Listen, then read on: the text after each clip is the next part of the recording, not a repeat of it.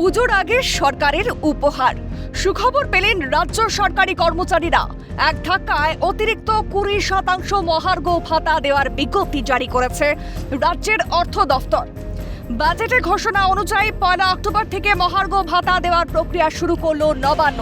বিজ্ঞপ্তিতে জানানো হয়েছে যে সরকারি কর্মচারীদের পাশাপাশি সরকারি সাহায্যপ্রাপ্ত ও সরকার পোষিত শিক্ষা প্রতিষ্ঠানের শিক্ষক ও অশিক্ষক কর্মী, পঞ্চায়েত, পুর নিগম, পুরসভা, বিধিবদ্ধ সংস্থা এবং অন্যান্য সরকারি অধিগৃহীত সংস্থার কর্মীরা এই সুবিধার আওতায় আসবেন।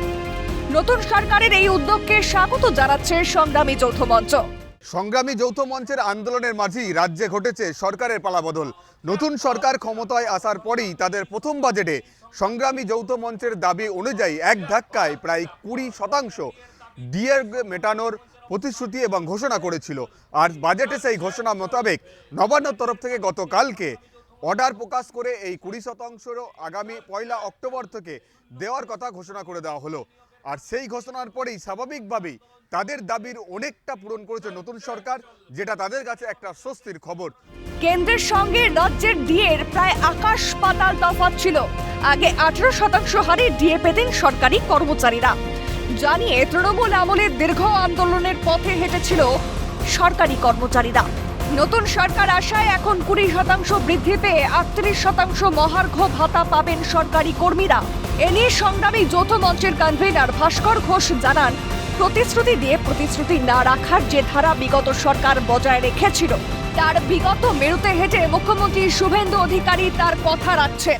ভোটের আগে বর্তমান শাসক দলের সাথে আমাদের একাধিক বৈঠক হয়, তখন সমস্ত বিরোধী দলের সাথে আমাদের বৈঠক হয়েছিল। ওনাদের সাথে যে প্রতিশ্রুতি তারা দিয়েছিলেন এবং সংকল্পপত্রে যা স্থান দিয়েছিলেন মাননীয় মুখ্যমন্ত্রী বিরোধী দলনেতা থাকাকালীন যে কথা বলেছিলেন, সেই কথাগুলো বাস্তবায়িত করছেন, তিনি প্রতিশ্রুতি পালন করছেন।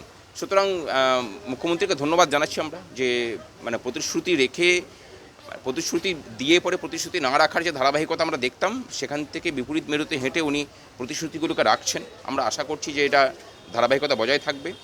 ডিএ মঞ্চের সদস্যরা জানান, বিগত সরকার আমাদের কথা শোনেনি, ন্যায্য পাওনা মেটানোর ক্ষেত্রে গড়িমসি করছে, হকের পাওনাকে দয়ার দান হিসেবে দাগিয়ে দিয়েছিল। তাই সরকার বদলের পথে হেঁটেছিল রাজ্যের সরকারি কর্মচারীরা। মুখ্যমন্ত্রী শুভেন্দু অধিকারী যে কথা দিয়েছিলেন সে কথা রেখেছেন। সরকারি কর্মচারীদের কথা ভেবেই কেন্দ্রের সঙ্গে রাজ্যের যে ডিএ নিয়ে ফারাক রয়েছে তা কমিয়ে আনার চেষ্টা করছেন। তবে তারা চাইছেন গ্র্যান্ট ইন এইড বা অনুদানপ্রাপ্ত সংস্থার কর্মীদের যে বকেয়া মহার্ঘ ভাতা রয়েছে, এবার তাই নিয়েও বিজ্ঞপ্তি জারি করুক সরকার। বিগত সরকারের কাছে বহুবার বলেছিলাম যে এটা কর্মচারীদের ন্যায্য পাওনা, সেটা বকেয়াটা আপনি মিটিয়ে দিন। সরকার বারবার বলেছিল যে না, এটা হকের পাওনা নয়, আমার দয়ার দান। আমরা বারে বারে সরকারের সাথে লড়াই হয়েছে, আমরা সরকারের সাথে আন্দোলনে গেছি, সরকারকে পরিবর্তন করতে পেরে নতুন পশ্চিমবঙ্গের মানুষের জন্য একটা নতুন সরকারকে প্রতিষ্ঠা করতে পেরেছি পশ্চিমবঙ্গের সমস্ত কর্মচারীরা মিলে। সেই সরকার আজকে কর্মচারীদের কথা ভেবে যে কারেন্ট ডিএ, যেটা কেন্দ্রের সাথে 42-42% ফারাক, সেটাকে 20% মেটানোর এক ধাক্কায় মুখ্যমন্ত্রী কথা দিয়েছিলেন এবং সেই কথা উনি রেখেছেন। যদি এই যে গ্র্যান্টিন এডের যে বকেয়াটা রয়েছে, সেই বকেয়াটা যদি নোটিফিকেশনটা জারি করেন, যে গ্র্যান্টিন এডের উনি বারবার বলেছেন যে গ্র্যান্টিন আমার উপর ভরসা রাখুন, আমি গ্র্যান্টিন এডের বকেয়া সমস্তটাই মিটিয়ে দেব। আমরাও ভরসা রেখেছি। সরকারের কাছে আবেদন রইল যত তাড়াতাড়ি সম্ভব গ্র্যান্টিন এডের কর্মচারীদের জন্য যে বকেয়া ডিএ মেটানোর নির্দেশ, সেটার একটা নোটিফিকেশন আপনি জারি করুন। বিগত সরকারের প্রতি ক্ষোভ উগরে দিয়ে তারা আরও জানান, তৃণমূল সরকার সরকারি কর্মচারীদের সঙ্গেই সংঘাতের পথে হেঁটেছিল, কোনো কথায় কর্ণপাত করেনি। তবে নতুন সরকার এসে সরকারি কর্মচারীদের কথা ভাবছে, আশা জাগছে এবার পরিবর্তনের। আমরা বারবার বিগত সরকারকে বলেছিলাম আমাদের সঙ্গে আলোচনায় বসুন, বিভিন্ন কর্ম পদ্ধতিগুলো আমরাই চালনা করি, বিভিন্ন প্রকল্পগুলো আমরাই চালনা করি। সেই কাজটা বিগত সরকার শোনেননি। বর্তমান সরকার এসেছেন, আমরা সেই সরকারের সঙ্গে বিভিন্ন রকমভাবে সংঘাতে গিয়ে তাদেরকে আমরা বদলেছি। নতুন সরকার এনেছি, নতুন সরকার আমাদের কথা শুনছেন, একটার পর একটা উনি কথা রাখছেন। যেমন ডিএ আমাদের 20% ঘোষণা করেছেন, এখনও 22% আমাদের বাকি আছে। আমরা খুশি যে এভাবে কাজগুলো চললে আশা করি অদূর ভবিষ্যতে খুব শীঘ্রই আমাদের সরকারি কর্মচারীরা যেভাবে সুফল লাভ করবে এবং সমগ্র মানুষের সেটা সুবিধা হবে। সরকার বদলেছে, পূরণ হচ্ছে মহার্ঘ ভাতা বৃদ্ধির দাবি, কিন্তু এখন আন্দোলন চলছে। এবার বিজ্ঞপ্তি জারির পর কি আন্দোলন থেকে সরে আসবেন তারা বলছেন যতদিন না অস্থায়ী কর্মীদের স্থায়ীকরণের দাবি পূরণ হয় ততদিন অবস্থান বিক্ষোভ চালিয়ে যাবেন।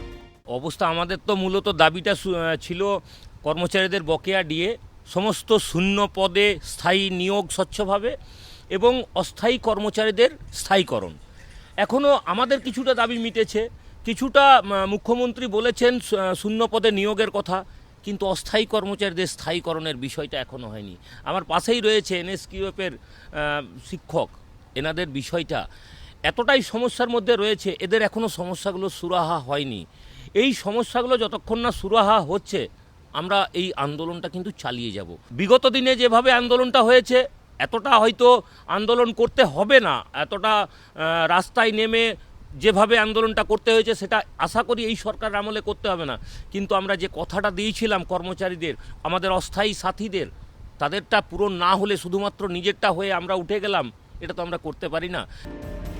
তৃণমূল সরকার 20 বৃক্ষ রোপণ করে গেছে 13 বছর ধরে, শিক্ষাক্ষেত্রে বেসরকারীকরণ করে গেছে। নতুন সরকারের কাছে এক্ষেত্রেও পদক্ষেপ গ্রহণের দাবি রেখেছেন ডিএ মঞ্চের সদস্যরা। আমাদের মূল দাবি, যেটা বিগত তৃণমূল সরকার 13 বছর ধরে বিষবৃক্ষ অর্থাৎ শিক্ষার বেসরকারীকরণ করে দিয়ে গেছেন, এই শিক্ষা ব্যবস্থাকে সরাসরি সরকার দ্বারা পরিচালনা করতে হবে, প্রাইভেট এজেন্সি দিয়ে পরিচালনা করা যাবে না। এবং শিক্ষা দপ্তরের মূল স্কিম যেটা, সেটা সরকার নিজস্বতায় দেখুক। সম্পূর্ণ মহার্ঘ ভাতা মেটানোর পাশাপাশি তাদের অন্যান্য যে দাবি, অস্থায়ী কর্মচারীদের স্থায়ীকরণ এবং সমস্ত শূন্যপদ পূরণ সহ যে সমস্ত দাবিগুলোকে সামনে রেখে তাদের এই আন্দোলন চলছিল, সেই আন্দোলন এখন অব্যাহত থাকবে। তবে নতুন সরকার ক্ষমতায় আসার 3 মাসের মধ্যে যেভাবে তাদের বকেয়া মহার্ঘ ভাতার 20% তাদের এক ধাক্কায় মেটানোর যে উদ্যোগ নিয়েছে, সেটা তার জন্য নতুন সরকারকে তারা সাধুবাদ জানাচ্ছেন। তবে পরবর্তী দাবিগুলো মেটানোর ক্ষেত্রে সরকার কত দ্রুত পদক্ষেপ নেয় সেটা দেখার। ক্যামেরায় সুদীপ্ত দত্তর সঙ্গে অভিজিৎ ইসলাম, ক্যালকাটা নিউজ, কলকাতা।